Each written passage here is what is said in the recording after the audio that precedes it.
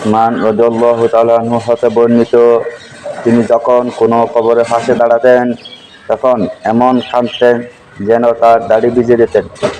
একদিন তাকে জিজ্ঞেস করা হলো, আপনি জাহান্নাম এবং জান্নাতের কথা স্মরণ করে অথচ কাঁদেন না, আর কবর দেখলে কাঁদেন, ব্যাপার কি? তিনি বললেন, রাসূল সাল্লাল্লাহু আলাইহি ওয়াসাল্লাম বলেছেন, পরকালের বিপজ্জনক স্থানসমূহের মধ্যে কবর হচ্ছে প্রথম।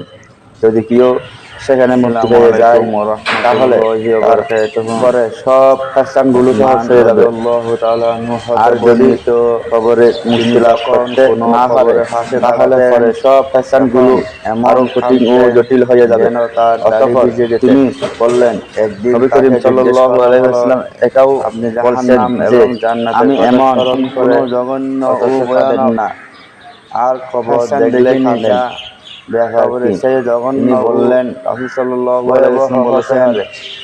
পরকালের হাদিসটি বিপজ্জনক স্থানসমূহের মধ্যে তিরমিজি কবর বাংলা হচ্ছে অনুবাদ। প্রথম। মিশকাতে যদি কেউ 125 সেখানে নম্বর মুক্তি পেয়ে হাদিস। যায়